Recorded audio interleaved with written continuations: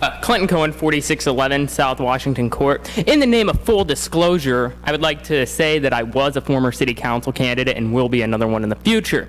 Now, he just left the room. I was going to ask how it's relevant for him to be attacking a constituent, how he finds that that is good public policy, and how he finds that is doing the duties his job as prescribed by law and pursuant to Kansas statute. I would further ask Mr. Clendenin to cite specific examples of where he voted against this developer. I voted against this developer when he was asking for IRBs in the downtown area for the Pixius Corporation.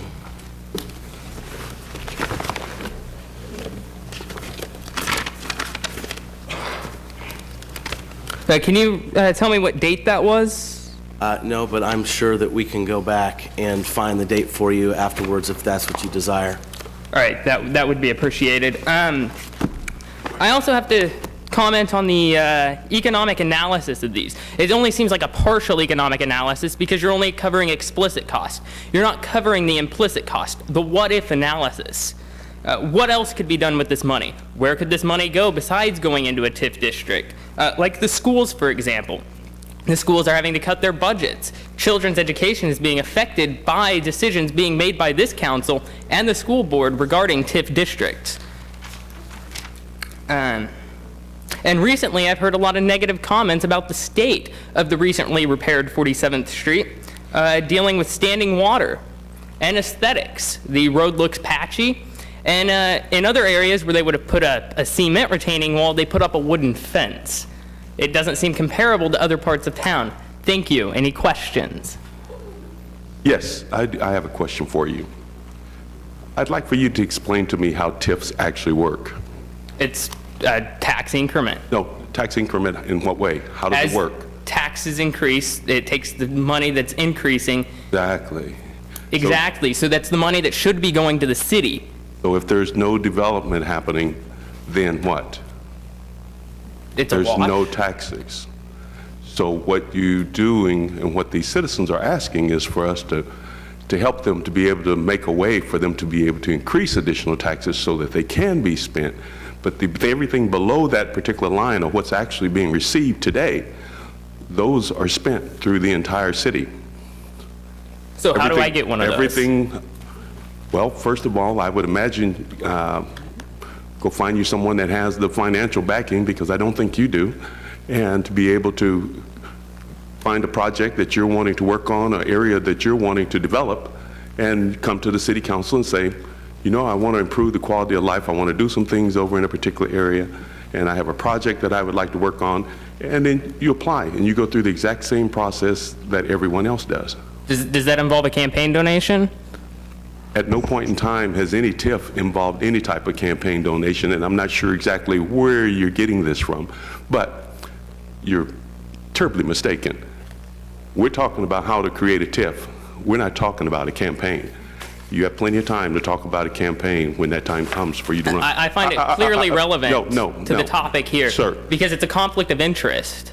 I'm sure that's what you believe, but we're talking about a TIF district. And I ask you the question, tell me how TIFs work, because you're trying to spread it out there and make it appear that all of these tax dollars are being used on a particular project from the top to the bottom, and it doesn't.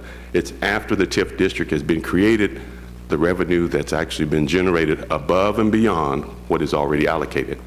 That's when, so if it doesn't happen, and it continues to stay like it is, then it's a wash. There won't be any project. There won't be any dollars that are being misused or spent anyplace else. But that same amount of tax dollars that's currently received will be used throughout the entire city. I appreciate your energy in being able to come to us and to talk to us about this, but I ask that you not be so angry. You have nothing to be angry about. I do have something to be angry about when I have public officials from the bench chastising constituents. That is something that is concerning. This is an issue. I have been chastised by members of this bench. The issue is you don't have to come here and be angry. You can still come and be respectful and get your point across. I think I'm being very respectful. Everyone does that. So that's the only thing I'm saying is if you don't quite understand it, then check into it and listen to see if there's any other views about. But I fully respect understand it, and it's not fair to other developers that don't get the special incentives. Okay. Well, I appreciate your opinion. I appreciate your views, but I'm just saying, make sure when you're communicating it, make sure you communicate it correctly. And other than that, I don't have any other questions unless you have a question for someone else here, because you still have some additional time. And I think Councilman McClendon has a comment. Well, my comment would be this. I need to defend my counterpart here, Mr. Meitzner, in a public hearing, just as if you or anybody else has the right to come up and speak. We have the right to come up and question the things that you have to say, whether you like it or not. And so this is supposed to be a dialogue that's supposed to go on with the community.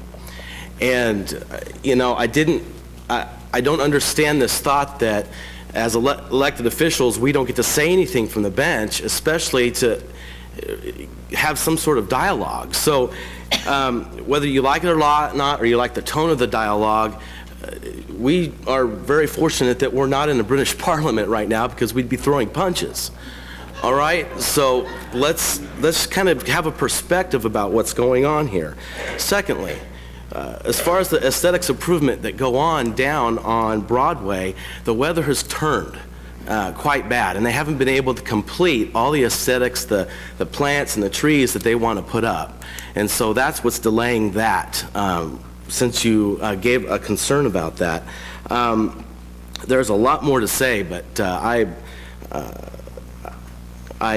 will hold my comments to that, and I do want to thank you. And as I stopped on the street and told you a few months ago, keep fighting for what you believe in. I really believe that, but please, we're going to have a dialogue from time to time from this bench and with the public. Mr. Meitzner's statement's borderline on harassment. That's not the first time it's been done. He continues to do it. He continues to attack that constituent. I view that as a poor public policy. Thank you for your opinion. I appreciate it. Councilman O'Donnell. Well, I just wanted to comment that this is extremely uncomfortable for me. I don't know if this is uncomfortable for people out in the audience, but we, as a council, and being a representative of this, I don't think that we're handling ourselves very well. And my blood pressure, I just feel it going up. I mean, and I'm the young one up here, and I just think that this is very uncomfortable and unsettling to me to have this sort of dialogue with people that, even if they are in opposition, and I don't agree with certain people, I'm not going off on them and asking tons of questions. It just is very uncomfortable for me, and I just don't think it's the proper decorum for this bench. That's all. I think everyone doesn't see it, is comfortable with it, with what's going on. But I also think that council members don't feel comfortable when something is being said about them or insinuated about them that may not be true. And I think that that's I understand fair. that, sir. I understand that. But when you tell a constituent that he doesn't have financial backing to complete a project, I just think that's demeaning, because you don't know his finances, just like I don't know his finances. I just think that's demeaning to anybody coming up, and because I don't hear you saying that to adults. You don't have the financial backing for a project. You want me to ask him? Well, I'm just saying, I've never heard that. Michael? I've never heard that come before. We could very easily do like we do in some cases, and we could just wait until this whole thing is over with, and we could go back and we could whisper, or we can go do whisper campaigns, or we can go and we can say things behind people's back. That can easily be done. This here, what you're seeing is individuals are just asking up front, and we're just trying to, in my particular case, I'm having a conversation with him. You have a young man that's angry, and there's no reason to come and to be angry. He can come and he can actually speak, and he can actually talk to the council in a respectful manner. Oh, absolutely. I'm just saying, as a member of this bench, it just seems very uncomfortable. And if you feel uncomfortable, I'd hate for you to have been here 7 years ago, or you'd have been uncomfortable every single day. Every day is not going to be a perfect day, Michael. I didn't say that. Well, you're saying you're feeling uncomfortable, and I'm just saying that. Okay. It's Councilman O'Donnell. Oh. Really? Yes. Okay. I'd like to make a motion we move on. Please. Hold on. Councilman Meitzner.